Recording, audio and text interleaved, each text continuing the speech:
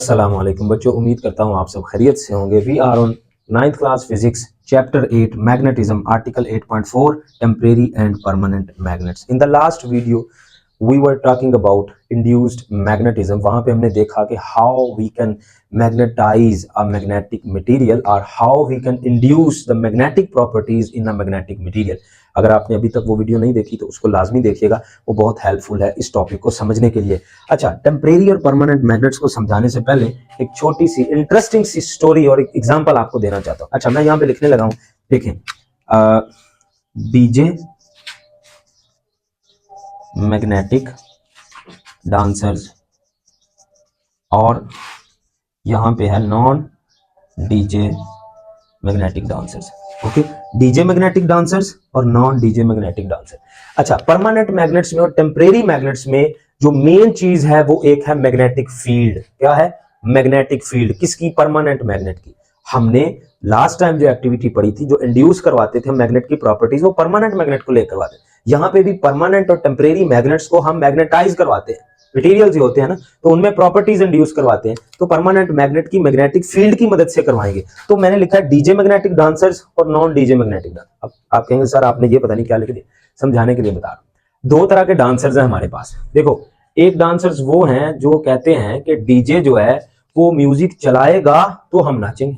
मतलब कि वो कहते हैं कि we will just dance when DJ will play the music. जब डीजे का म्यूजिक चलेगा, वो मैग्नेटिक फील्ड प्रोड्यूस होगी, जिसको मैं म्यूजिक कह रहा हूं, कि वो म्यूजिक जब चलाएगा तब ही हम डांस कर सकते हैं, अदरवाइज हम डांस नहीं करेंगे, क्योंकि we need music, we need magnetic field. उसकी मौजूदगी है तो हमारे हाथ पांव काम करते हैं। लेकिन नॉन डीजे मैग्नेटिक डांसर्स क्या कहते हैं? कहते हैं कि अगर म्यूजिक हो या ना हो हमें फर्क नहीं पड़ता, हमने बस नाचना है। ठीक, तो परमानेंट मैग्नेट्स और टेम्परेरी मैग्नेट्स की भी सेम यही कंडीशन है कि मैग्नेटिक फील्ड की मौजूदगी और गैर मौजूदगी में हमने मैग्नेटिक मटेरियल्स का बिहेवियर जो है ना वो स्टडी करना है यहाँ पे।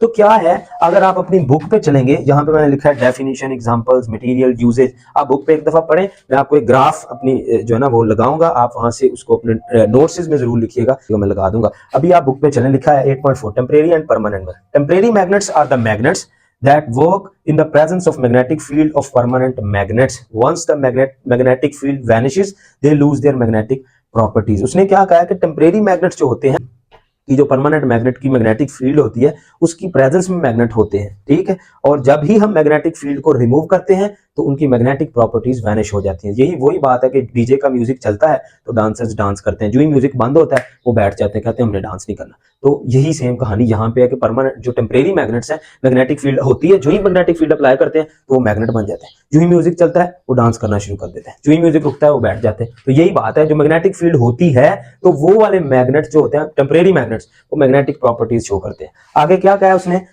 Usually soft iron is used to make temporary magnets. Soft iron जो है वो एक मटेरियल है, फिर उसको हम यूज करते हैं टेम्परेरी मैग्नेट्स बनाने के लिए। एग्जांपल यहाँ पे मटेरियल ये है। यहाँ पे आगे एग्जांपल्स क्या है? Paper clips, office pins or iron nails can easily be made by temporary magnets, and electromagnets are good example of temporary magnets। ये है यहाँ पे। You have already learned different uses of electromagnet। permanent magnets की बात करें, permanent magnets जो है वो नॉन डीजे मैग्नेटिक डांसर्स की तरह। तो यहाँ पे क्या होता है कि ये जो डांसर्स हैं ये कहते हैं कि नॉन डीजे मैग्नेटिक डांस, कि म्यूजिक चले या ना चले हमें डांस करना ही करना है। तो टेम्परेरी जो परमानेंट मैग्नेट्स हैं वो यही है, permanent magnets retain their magnetic properties forever, हमेशा के लिए रखते हैं उनमें properties. They are either found in nature or artificially made by placing objects made of steel. अच्छा, इसकी एग्जांपल्स में जो परमानेंट मैग्नेट की जो है इसमें स्टील आता है, ज्यादा यूज होता है, and some special alloys in the strong magnetic field for a sufficient time। There are many types of permanent magnet materials, for example cobalt है, alnico है और ferrite है। So these are the examples of permanent magnets। अब यहाँ पे आपको graph show हो रहा होगा, आप यहाँ से इसको लिख सकते हैं, मैंने इस वे में आपको दे दिया है। ये सारी चीजें वही हैं लेकिन एक ग्राफ की शक्ल में, डिफरेंस की शक्ल में। ओके, सो यहाँ पे अब एक्टिविटी 4 है जो कि बहुत ही इंटरेस्टिंग है। एक्टिविटी 4 में क्या है? एक्टिविटी 4 में यह है कि आपने एक बार मैग्नेट लेना है। इसकी भी कंप्लीट जो मैंने जो हेडिंग है शॉर्ट फॉर्म में जो है ना वो दे दूंगा। अच्छा, एक्टिविटी 4 में क्या है आप इसको जरा देखें। एक्टिविटी 4 में सिंपल ये है कि एक बार मैग्नेट लटकाया उसने, उसको हैंग किया है, फिर क्या करते हैं, एक साइड पे आयरन नेल्स और दूसरी साइड पे स्टील नेल्स, मतलब लोहे के कील और स्टील के कील आपने लेने हैं। एक मैग्नेट लगाया आपने, परमानेंट मैग्नेट को लगा दिया, हैंग कर दिया। फिर उसके साथ क्या करते हैं, वन बाय वन आप कील पकड़ते हैं आयरन के, लोहे के कील, और यहाँ पे आप एक लगाते हैं और फिर जाहिर है फिर वो मैग्नेटाइज होगा। ये जो है हमने यही पढ़ा था लास्ट टाइम, जो इंड्यूस्ड मैग्नेटिज्म में था।